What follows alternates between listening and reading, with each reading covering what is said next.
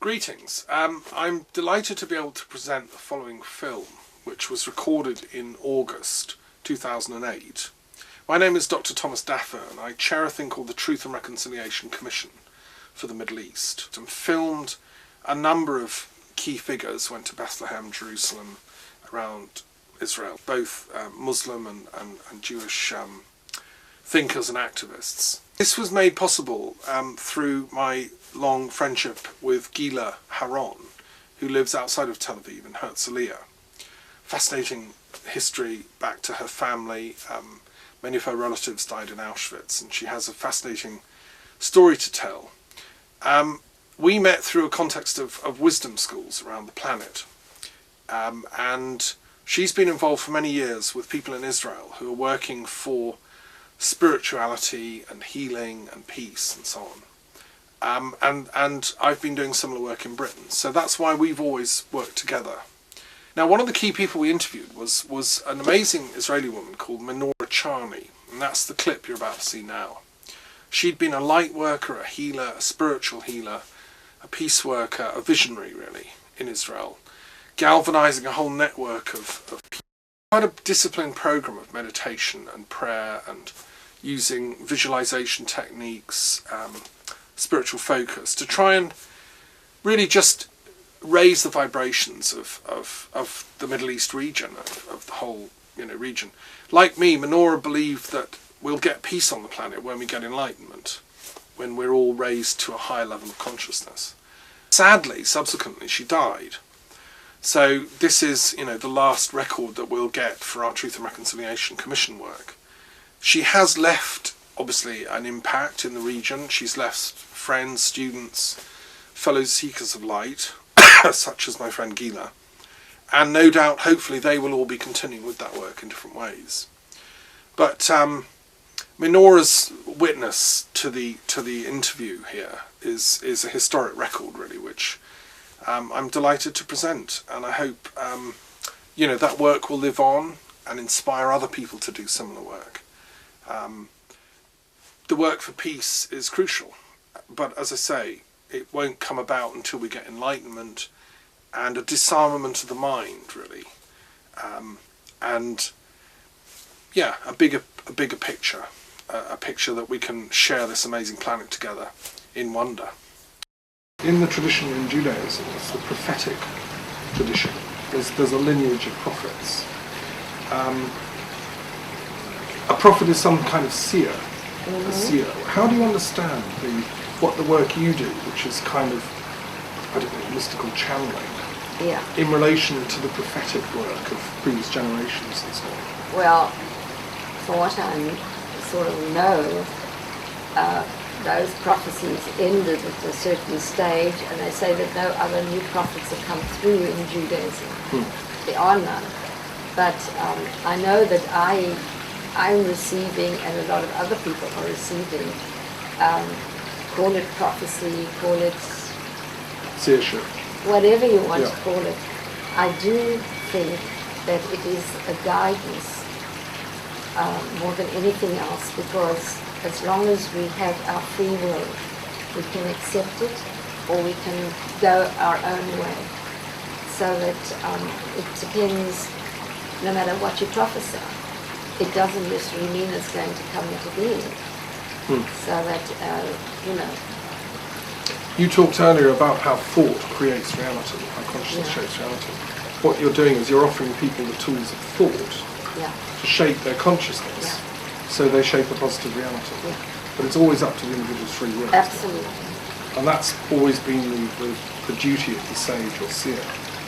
I mean, one problem, it seems to me, and I don't know what your views are, is metaphysically, in dialogue between, say, Israel and the Islamic fundamentalist world, is this very stuck notion that Muhammad is the last prophet, as if all prophetic gifts have to be channeled through one particular chap who lived in the desert, 600 AD or so. And that, as a philosopher of religions that studied all religions, I find that like a limiting problem for human consciousness. I don't know if if you've thought about that aspect of things too. Well, have you read the Quran? Have you studied Islam too? no, but I've read the knowledge book, which is the knowledge book. No, tell us about Turkey. it. What's that? That's it's a group of people that are under Buland Chopra. Mrs. Buland Chopra, she's an amazing old lady. She's in her 80s, and she in the 70s started bringing through this material, and she's in Turkey. It's Allah, and it's to do with Mustafa, I can't remember the other name, bringing through prophecy. She's bringing through prophecy, but she's bringing it through from the cosmos. It's really cosmology. And it's a book of 1,000 pages. She's got large groups. She's now advanced into countries all over the world. And it's based very much on using the Quran. And I'd say a lot of it. But I haven't really read any religions. I haven't gone into religions. I've been kept, in a way, out of everything. So that what I bring through is, my mind has been kind of... It's like a pure channel rather than... Yeah. So really, all my life, I've never really... I can read something and then it's, okay, away. It's go away. I don't need this. I've got to be clean. I mustn't tamper with any material because I really have to keep clear so that I can bring through what needs to be brought through and not be influenced in any way by any aspect of any of the religions. I believe that was brought through, obviously by others, must have been perfect. But again, you take what you need out of it, and you go your way, and as most things were brought through at the time when people were right into their emotions, they accepted it emotionally, and what we see today is the emotions and the lower intelligence working and not the higher intelligence. I mean, to me, when I see people, well, you've just got to be a pure child. Another question I've got is about your views on reincarnation. We've talked about karma quite a lot, and I'm assuming reincarnation. Do you think, I mean, I don't know if you've had any insight on this, that people who are locked in conflict, or maybe even, nations or religions or races, over long cycles of time, why don't they get dissolved and resolved in between lives? And where do we go when we die?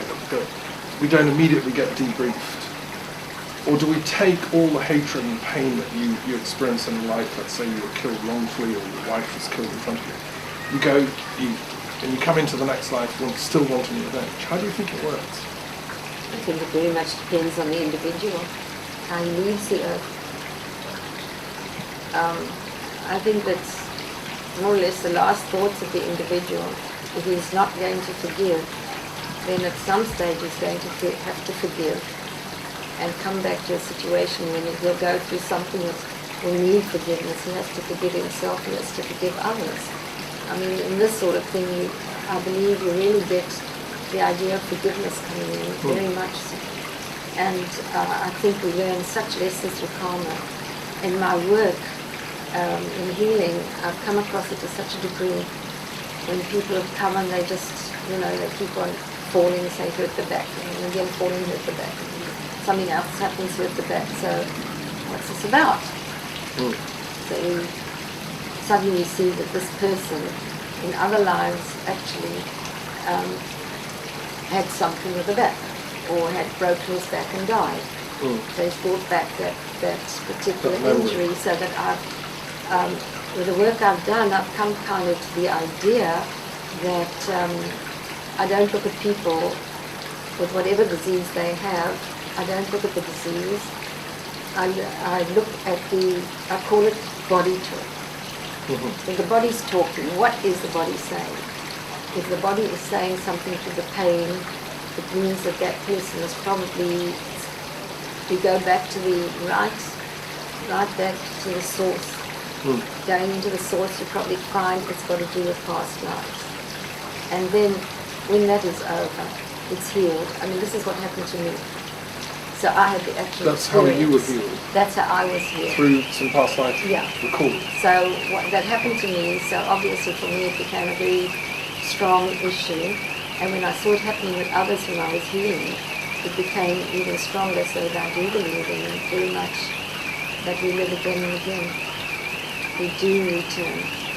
I believe that you decide very often where you want to return and how, what's going to be the best thing for you. I think that that's very important. I think it's important, and I think it's big decisions are taken. But once you're on the earth, it's up to you in your lower personality. What are you going to do? You're going to follow the old habits and get in trouble? Or you're going to break away into those new habits that you've decided you're going to create new habits and go along a new way and just live and flow and be happy. Because that's what healing is all about, isn't it? Healing is actually changing attitudes. And getting back in touch with the whole. The word healing and whole. Right. Wholeness, holistic, kind of the same thing. That's if we get out of wholeness. sync with the wholeness, we need healing, which is of course. So it works for an individual, it works for a nation. Yeah. It works for humanity.